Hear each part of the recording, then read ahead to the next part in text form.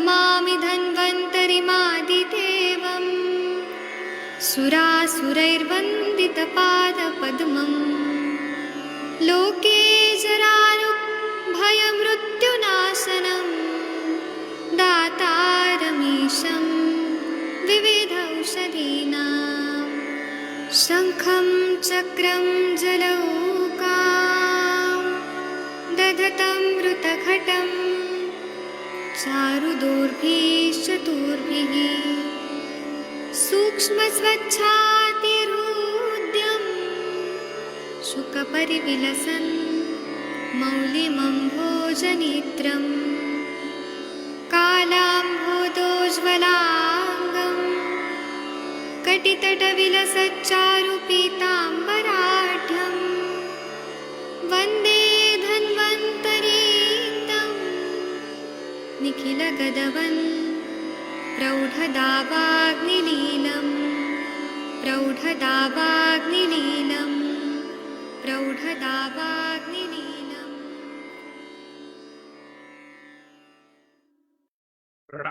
प्रणाम सभी लोगों को। मैं वैद्य अरविंद पाठक आप सभी लोगों का स्वागत करता हूं। सभी लोगों को कोटि कोटि प्रणाम करता हूं। आइए हम लोग अष्टांग हृदयम का ग्रंथि अपची अर्बुद अध्याय जो है अष्टांग हृदय में उत्तर स्थान में 29 चैप्टर है, वह हम लोग पढ़ेंगे। आदरणीय महेंद्र सर जी से रिक्वेस्ट है कि 5th नंबर वाला श्लोक पढ़िए प्लीज। नमस्कार सर। प्रणाम सर। दोषै दुष्टे असृजी ग्रंथि भवेत् मूर्छासु जन्तुषु। बोलिए सब लोग।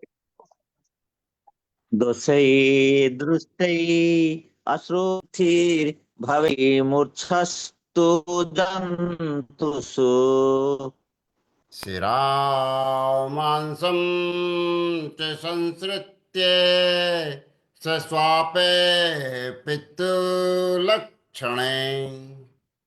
शिरा मांसं च संसृत्य स्वापे पितृलक्षणः। हिंदी वाला पढ़ते हैं, हिंदी वाला पढ़िए। वातादिक दोषों से रक्त के दूषित हो जाने पर, स्राव और मांस का आश्रय लेकर कृमियों के उत्पन्न हो जाने पर जो ग्रंथि होती है उसमें स्पर्श का अभाव और पित्त के समान लक्षण रहते हैं। हाँ देखिए, बता रहे हैं कि वातादि दोषों से रक्त दूषित हो जाता है। यहाँ पे वात से रक्त दूषित होता है, पित्त से होता है, कफ से होता है। तो दूषित हो जाते हैं तो सीरा और मांस का आश्रय लेकर कृमि उत्पन्न हो जाते हैं। कृमि उत्पत्ति की वैसे चीजें हो जाती है शरीर में, वहां पे कृमि उत्पन्न हो जाते हैं। तो कृमि उत्पन्न हो जाने के बाद जो ग्रंथि होती है तो वो रक्तज ग्रंथि बोलते हैं। कृमि से उत्पन्न उसमें स्पर्श का भाव होता है, मतलब नमनेस होता है, कोई सेंसेशन नहीं रहता है, और पित्त के समान सारे लक्षण रहते हैं। चलिए इसकी टीका पढ़ दीजिए। दोषै दुष्टे लोहिते सती ग्रंथि भवेत् जंतुषु कृमिषु वृद्धि गच्छत्सु शिरा मांस च संसृत्य स्वापान्वित सो पित्त समान लक्षण स्यात्। दोषेर दुष्टे लोहिते सति, मतलब वात पित्त कफ ये दोषों के वजह से जब लोहित मतलब रक्त दूषित हो जाता है तो ग्रंथि भवे ग्रंथि उत्पन्न होता है। जंतुषु कृमिषु मतलब जंतु मतलब कृमि उत्पन्न होते हैं। वृद्धिम गतत्सु वो वृद्धि होती है उनकी कृमियों की, और वो सिरा मांस से संश्रित है, सिरा और मांस में आश्रय कर लेते हैं। स्वापानविन, स्वाप मतलब नमनेस, बाध्यता आ जाती है। शोफ, शोफ उत्पन्न हो जाता है, और पित्त के समान सारे लक्षण उत्पन्न हो जाते हैं। आदरणीय जितेंद्र जी, आप कृपया 6 नंबर का श्लोक पढ़ेंगे प्लीज। प्रणाम सर। प्रणाम। हाँ सर। दूषितं मांसमारे ग्रंथिमवाहेत्। मांसले दूषित मांस महारे ग्रंथि महावेत। मांसलै दूषितं मांसम् आहारै ग्रंथिम् आवहेत्। आगे। कठिनं शिरा शायद नेटवर्क का प्रॉब्लम हो रहा है। जी। आप पढ़िए, बाकी लोग पढ़िए। स्निग्धम महांतम। स्निग्धम महांतम कठिनम स्थिरानंदम कफाकृतम। स्निग्धं महान्तं कठिनं शिरानद्धं कफाकृतिम्। चलिए इसका हिंदी वाला पढ़ दीजिए। जितेंद्र जी, आपकी आवाज आ रही है? सर अभी आ रहा है सर। हाँ हाँ, आ रहे जी, पढ़िए। हाँ सर। सर मेरे अभी स्क्रीन पर यह नेटवर्क का प्रॉब्लम है, कुछ नहीं आता है सर। तो और कोई पढ़ प्रदीप लीजिए सर, सर। आदरणीय जी। प्रदीप सर, आप पढ़ लीजिए।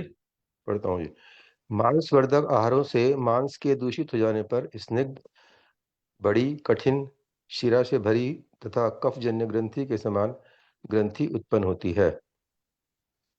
मतलब मांसवर्धक आहार का सेवन कर रहे हैं, मांसवर्धक, तो उससे मांस दूषित होता है, क्योंकि दूषित मांस का सेवन कर रहे हैं, तो उससे स्निग्ध, बड़ी, कठिन, सिरा से भरी और कफजन्य ग्रंथि के समान ग्रंथि उत्पन्न हो जाती है। उसको मांसज ग्रंथि बोलते हैं। इसके बाद में हम लोग इसकी टीका पढ़ते हैं। पढ़िए सर। मांस लेहार मांस दूषित ग्रंथि स्निग्धादिगुण युक्त कफाकार करोति। हाँ, मांसले आहार, मांस से दूषित, मांसल आहार का सेवन कर रहे हैं जिससे मांस दूषित हो रहा है, तो ग्रंथि होगा, ट्यूमर होगा, जो स्निग्धादि गुण युक्त रहेगा और कफ के आकृति का रहेगा, वैसे जैसे कफ वाला कफज ग्रंथि रहता है वैसा रहेगा। चलिए आदरणीय मनीषा मैडम, आप लाइपोमा, मेदोज ग्रंथि जो होता है शरीर में, उसके बारे में संस्कृत में क्या दिया है, पढ़िए please ma'am. Doctor Manisha madam, आप हैं? हूँ मैं। प्रणाम सर। प्रणाम मैम। एक चश्मा का प्रॉब्लम सर, ये 7वां। सातवां आठवां, हाँ। जी सॉरी। प्रविद्धम में दूरर्मर्दो नीतम मासे अथवा त्वचि। विद्धं प्रवर्धम मेदो नीतं मासे अथवा त्वचि। त्वचि। वायुना कुरुते ग्रंथिं वृषं स्निग्धं मृदुं चलम्। वायुना वायुना कुरुते कुरुते ग्रंथिं ग्रन्थिं वृषं मृदुं चलम्। मृदुं चलम्। क्लिश्मतुल्याकृतिं देहक्षय वृद्धि क्षयोदयम्। ग्रीष्मतुल्या कृतिं वृद्धि क्षयोदयम्। क्षयोदयम्। स विभिन्नो घनं मेदस्त्रा मासित सितं स्त्रवेत्। सविन्नो घनं ताम्रासिते सितं हिंदी वाला पढ़ दीजिए प्लीज। मेदोज ग्रंथि, लाइपोमा जो रहता है। जी सर। मेदोवर्धक भोजनों से बढ़ा हुआ मेद वायु द्वारा जब मांस में या त्वचा में पहुंच जाता है, तब मेदो ग्रंथि अति स्निग्ध, मृदु, अस्थिर, कफजन्य समान आकृति वाली, शरीर की वृद्धि के साथ बढ़ने वाली और शरीर के घटने के साथ घटने वाली होती है। फटने पर इसमें से घट लाल, काला और श्वेत मेद बहता है। मेदोवर्धक आहार का सेवन कर रहे हैं, मेदो स्त्रोतस की दृष्टि हो रही है, तो मेद वायु के द्वारा मांस या त्वचा में पहुंच जाता है, तब मेदो ग्रंथि करता है। अति स्निग्ध होता है ये मेदो ग्रंथि, लाइपोमा। मृदु होता है, अस्थिर होता है, कफजन्य समान आकृति वाला होता है, शरीर की वृद्धि के साथ बढ़ने वाली और शरीर के घटने के साथ घटने वाली। फटने पर इस अगर ये फट जाती है, बर्स्ट होने पे घट काला, लाल और सफेद मेद बहता है। इसका टीका पढ़ेंगे। इसमें हर चीज का जो ग्रंथि है, एंजियो मेंजियोमा, फिर सार्कोमा, फिर उसके बाद ऑस्टियोमा, फिर लाइपोमा, हर चीज का ग्रंथि बताया। चलिए हिंदी मेदो संस्कृत। मेदो रे भोजने रमेद प्रबुद्ध वायुना मासे नीतमथवा त्वचि नीत मेदो ग्रंथि भ्रश स्निग्धादिगुण श्लेष्म समानाकार तथा शरीरक्षय वृद्धिभ्याम क्षयोदयो यस्य तादृश करोति स च ग्रंथि भिन्न सन घन ताम्रम मसितम सितम च मेद स्रवति। हाँ, मेदवर्धक भोजन का सेवन करने से वायु प्रवृद्ध हो जाती है और वह मांस में जाके त्वचा के बीच में नीचे बैठ के, मांस के नीचे या त्वचा के नीचे बैठ के मेदोग्रंथि जैसा स्निग्ध आदि गुण युक्त श्लेष्म समान आकार और शरीर के वृद्धि से बढ़ने वाली और शरीर के क्षय से कम होने वाली, क्षयोदय जैसा शरीर बढ़ेगा वैसा बढ़ेगा, शरीर कम होगा तो वो कम होगा, ऐसा यस्यता तादृश करोति वैसे हो जाती है। सच ग्रंथि भिन्न, वह जो ग्रंथि होती है अगर वो भिन्न मतलब वो फट गई तो उससे घना ताम्र और लाल काला ऐसा जब मेद स्रवती, मेद का स्त्राव होता है। चलिए आदरणीय आदित्य सर, आप अष्टयोमा पढ़ेंगे 9th नंबर का श्लोक, अष्टयोमा। आदित्य सर आप हैं? जी सर, जी सर। हाँ अस, पढ़िए। अस्थि भंग भंगमी आघात आघातभ्याम मुंजता वनतम तु यत् सो अस्थि ग्रंथि। अस्ति बोलिए बाकी। भंगागाताभ्याम उन्नताय अवनतम यत् सोपास्त्र ग्रंथि। क्या हिंदी वाला पढ़ दीजिए 9th का। अस्थि के भंग से व चोट लगने से ऊंची व नीची जो गांठ होती है वह अस्थि ग्रंथि है। अस्थि के भंग से मतलब फ्रैक्चर होने से या चोट लगने से ऊंची नीची उसके साइड में ऐसे गांठ हो जाती है, तो यहाँ पे आघात, इंजुरी होना ये कारण है। और अस्थि व स्त्रोतस की दृष्टि तो है ही, इसको हम ऑस्टियोमा या अस्थि ग्रंथि कहते हैं। इसका हम टीका पढ़ेंगे। हाँ पढ़िए। अस्थि भंगे नाभि आघातेन वा न्यूनतम वनतम वयत् स्यात् सो अस्थि ग्रंथि। अस्थि भग्न के वजह से या अभिघात के वजह से, वाह मतलब और ऑप्शन है, या तो भंग हुआ है, फ्रैक्चर हुआ है, अभिघात हुआ है, तो अस्थि जो है उन्नत या अवनत हो जाती है। यहाँ पर भी वाह बोला है, ऊपर आएगी या अंदर घुस जाएगी, इस तरह से ग्रंथि होती है जिसको हम अस्थि ग्रंथि कहते हैं। चलिए हम आगे का पढ़ते हैं। 1 मिनट रुकिए, 1 मिनट। शिरा ग्रंथि पढ़ेंगे, शिराओं में जो ग्रंथि हो जाती है इसको वीना मैडम जी आप पढ़ सकती हैं, आदरणीय वीना मैडम। वीना मैडम आप हैं? शायद वीना मैडम तक मेरी आवाज नहीं जा पा रही है, तो कोई और पढ़िए। महाजन सर आप पढ़ सकते हैं प्लीज। हाँ जी, प्रणाम सर, जरूर। प्रणाम सर। अच्छा वीना मैडम आप पढ़ेंगी। पादादेस्तु सासा विभोग अवगाहनात्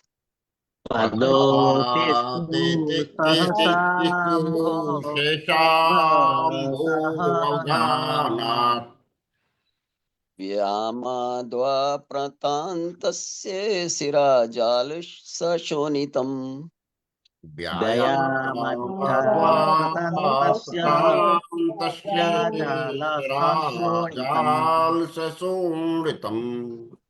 वायु संपीड्य संकोच्य वक्रीकृत्य विशोष्य च वायु संपीड्य संकोच्य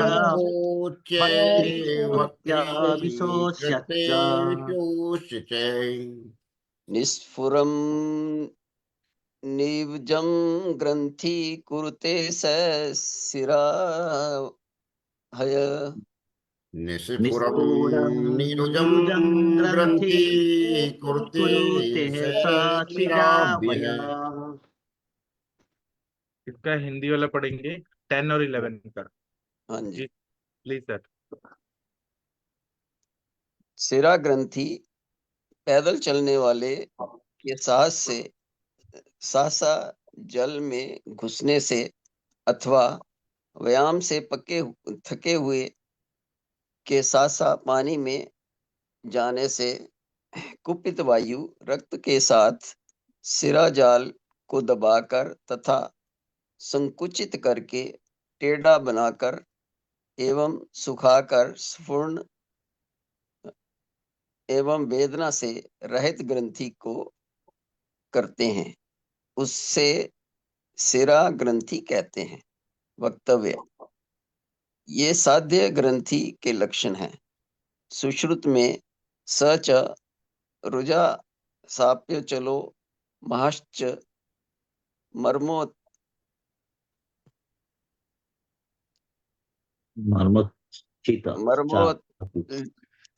चापी विसर्पनीय वेदना वाली सिराजन्य ग्रंथि असाध्य है।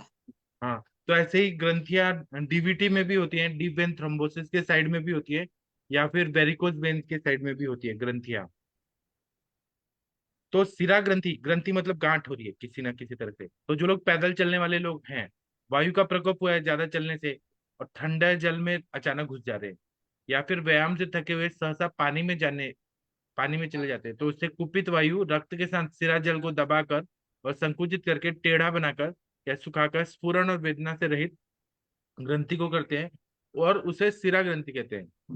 वक्तव्य: ये साध्य ग्रंथि के लक्षण है।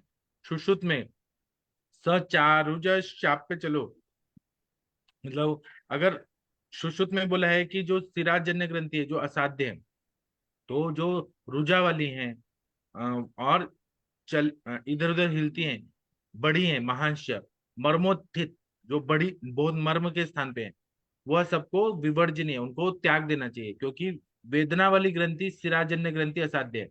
तो वेरिकोज वेन्स में जो होता है ना, उसको हम सिरा ग्रंथि ही बोलते हैं। सर ये बिना वेदना वाली है। से चा अरोजो चापी अचलो महास, ये कैंसर की तरफ इशारा कर रहा है पूरा ही। सा चापी अरोज और अचल और महान और मर्मोत्थित, क्या इसमें उसके वो दिए सर?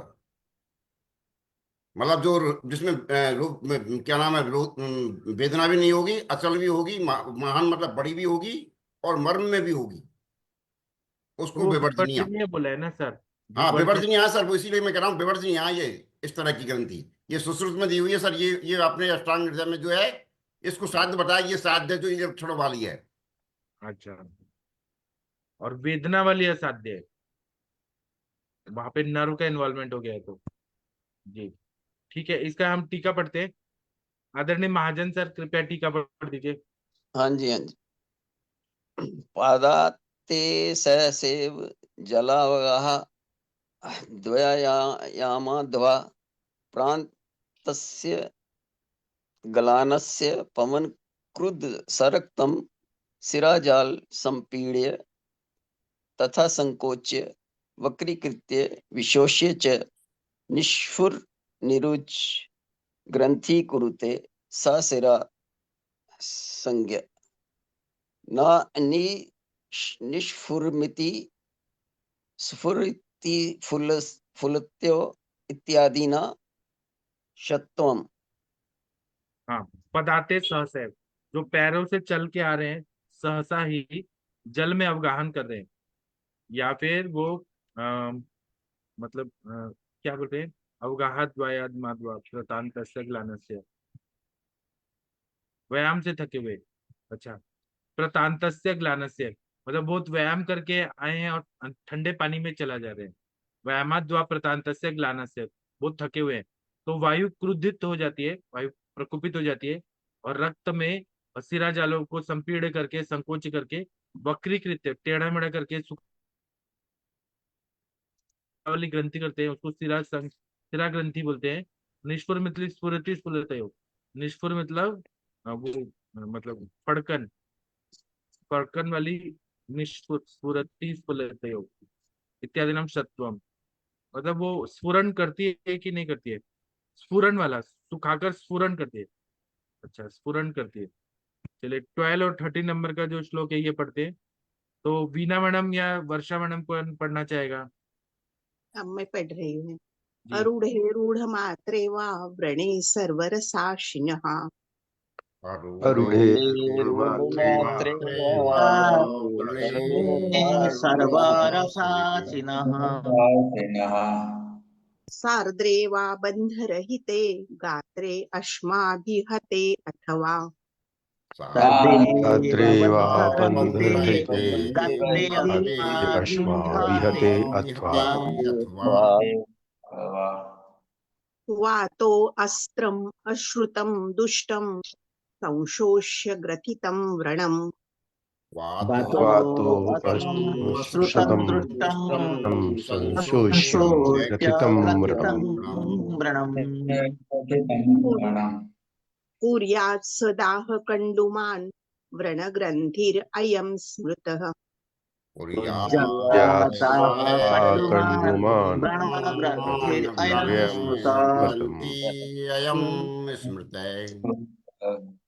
इसका हिंदी वाला पढ़ती हाँ हूँ। हिंदी वाला पढ़िए। सिरा ग्रंथि पैदल चलने वाले यही ना नहीं वो हो गया है, व्रण ग्रंथि पढ़िए, व्रण व्रण ग्रंथि ग्रंथि रक्तज ग्रंथि 12-13 व्रण ग्रंथि। हाँ व्रण के न भरने पर या सद्योरूढ़ व्रण में सब रसों को खाने वाले व्यक्ति के अथवा गीले व्रण पर या पट्टों रहित व्रण पर पत्थर आदि से चोट लगने पर वायु दूषित एवं बाहर न निकले रक्त को सुखाकर गांठ वाला व्रण कर देती है। इसमें दाह तथा कंडू होती है, इसको व्रण ग्रंथि कहते हैं। सर्वरसाशिनः व्रणा विरुद्ध आम्लादि रस निषेविणः। इसका मतलब यह है कि व्रण जो हुआ है, कोई घाव हो गया है, वो भरा नहीं है, या सद्योरूढ़ व्रण अभी हील हुआ है, ऐसा व्रण है।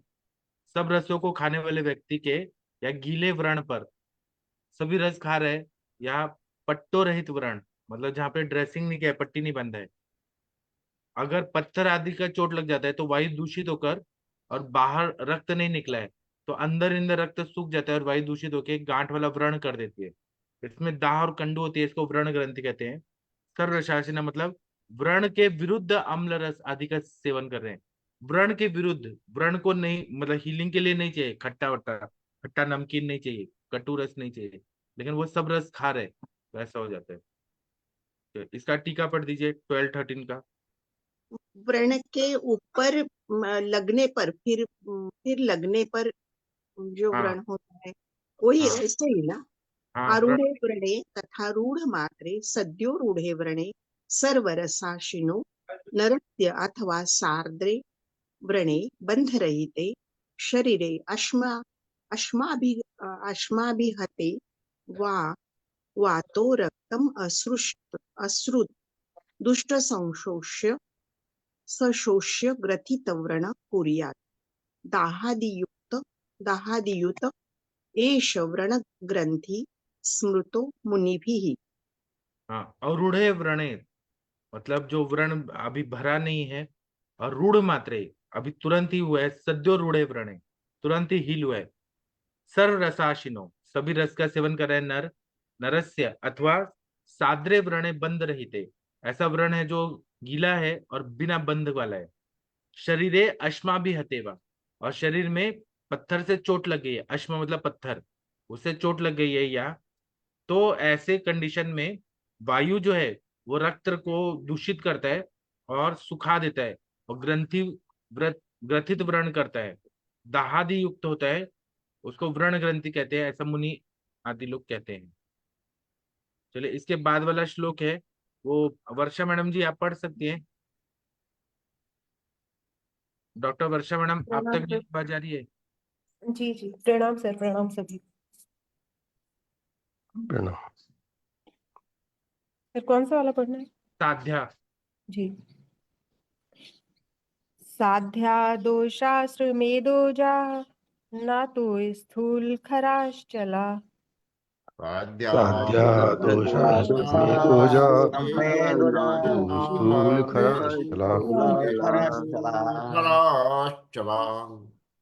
मर्म कंठोदर स्थानश्च मेहद् कर्मकण्ठोदरस्थानश्च महतु ग्रन्थितो कंठोदरिष्ठानश्चे अर्बुदम्। महतु ग्रंथो अर्बुदम। चलिए, और भी पढ़ना है क्या? 14 15 पूरा करना है तो पढ़ दीजिए। पढ़ देती हाँ, हूँ। तल्लक्षणम। तल्लक्षणं च मेदोऽन्तैः षोडशोऽध्यायभिस्तु तत् तल्लक्षणं च मेदोऽन्ते षोडशादिविस्तु तत्। प्रायो अस्थिरत्वाच्च न पच्यते। प्रायो मेदा कपाट्यत्वात् न पच्यते।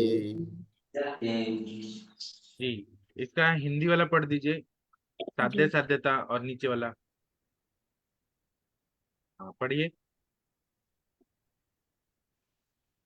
वर्षा मैडम। जी सर। साध्य वाला के नीचे रक्त मेद मांस जी एवं सर। रक्त मांस एवं मेद से जन्म ग्रंथि साध्य है। स्थूल खर दबाने से सरकने वाली मर्म स्थान कंठ और उदर में स्थित ग्रंथियां असाध्य हैं। ग्रंथि से जो बड़ा है वह अर्बुद है। यह अर्बुद 6 प्रकार का है। वातादि दोषों से 3, रक्त मांस और मेद से अन्य 3। ये अर्बुद मेद तथा कफ की अधिकता के कारण और स्थिर होने से प्रायः नहीं पकते। तो ग्रंथि से बड़ा अर्बुद होता है। पहले तो ये बता रहे कि रक्त मांस मेद से जन्य ग्रंथि जो है, ग्रंथियां छोटी होती हैं तो ये साध्य है। स्थूल खर दबाने से सरकने वाली मर्म स्थान कंठ और उदर में स्थित ग्रंथियां असाध्य हैं। अर्बुद जो रहता है वो ट्यूमर रहता है बहुत बड़ा बड़ा। तो ग्रंथि से जो बड़ा है वो अर्बुद है। ये अर्बुद 6 प्रकार का होता है। वातादि दोषों से 3, रक्त मांस मेद से जन्य 3, मतलब रक्तज अर्बुद हो गया, मांसज हो गया और मेदोजन्य। ये अर्बुद मेद और कफ की अधिकता के कारण और स्थिर होने से प्रायः नहीं पकते हैं, मतलब बिनाइन ट्यूमर हो गए। चलिए, इसका हम ये पढ़ते हैं टीका। 1 मिनट रुकिए। ये पढ़िए, दो शास्त्र मेदुजा ग्रंथ है। वो सर थोड़ा सा नीचे खिसकाना पड़ेगा। हाँ, अब दिख रहा है हाँ साध्य के नीचे वाला। जी सर जी। दोषास्त्र मेदोजा ग्रंथ्या साध्या न पुनः स्थूला खराश्च चलास्तथा बर्मस्था कंठस्था उदर स्थानश्च ग्रंथ्या साध्या। हाँ, दोषास्त्र मेदुजा, दोषों के वाला और रक्त वाला मेद वाला ग्रंथि साध्य है। न पुनः स्थूला, जो स्थूल नहीं है, खर है, चल है और मर्म स्थान में है, कंठ में, उदर में है, ऐसे ग्रंथि साध्य होते हैं। 14 15 का पढ़िए प्लीज। जी सर, थोड़ा सा सर ऊपर करना पड़ेगा। हाँ, ग्रंथेर मनहत ग्रंथेर महत् तद अर्बुदम तस्य च अर्बुदस्य लक्षणं षट् प्रकारं कथम।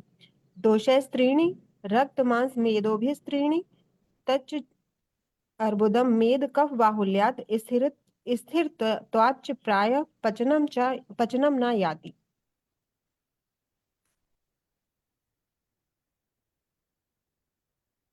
हाँ, ग्रंथियों से बड़ा अर्बुद होता है और वो अर्बुद के लक्षण जो होते हैं वो 6 प्रकार के होते हैं।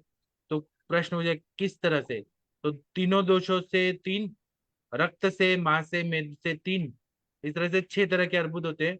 और ये अर्बुद जो होते हैं मेद और कफ के बाहुल्यता से होते हैं, स्थिर होते हैं और इनका पाक नहीं होता है। चलिए, आदरणीय महेंद्र सर, आप भगवान का प्रेयर कर सकते हैं प्लीज। हाँ सर। हाँ जी। शनिवार है, शनि अष्टक कर देता हूँ। तो नमे कृष्णाय नीलाय स्थिति कंठ निशाय च नमे कालाग्नि रूपाय कृतांत याच वै नमे निर्मांसु देहाय दीर्घ समाश्रुजटाय च नमे विशाल नेत्राय शुष्के दरुभयाकृति न मे पुष्कल गात्राय स्थूलुरम्मणे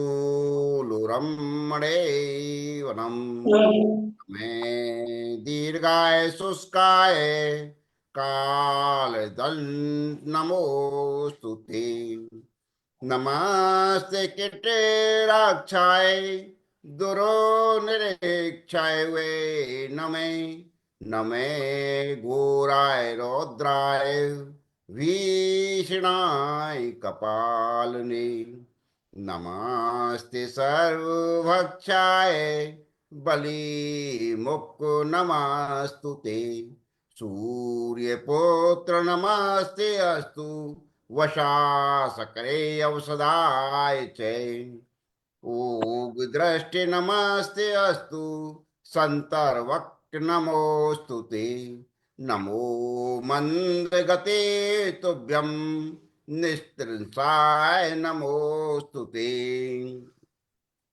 तपसा दग्धो देहाय नित्यं योगरताय च नमे नित्यं क्षुधार्ताय ऐत्रप्ताय वे नमे ज्ञान चाक्षु नमस्ते अस्तु कश्यपात्मज सूनवे तुष्टे ददासि वैराज्यं रुष्टो हरसि तत्क्षणता देवासुर मनुष्याश्च सिद्धि बिट्याधोरगा त्वया विलतका सर्वे नाशं यान्ति समूतले प्रसाद कुरु मे सौरे वारोद वसा सकरे एवं तुस्तदा सौरग्रहे ओ जय महावलय।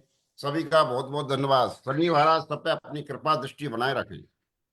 जी, अब हम शाम को 7 बजे मिलेंगे और रात को 9 बजे मिलेंगे। थैंक यू, प्रणाम सभी लोगों को। सेशन बंद करता हूँ। सभी का धन्यवाद। Thank you.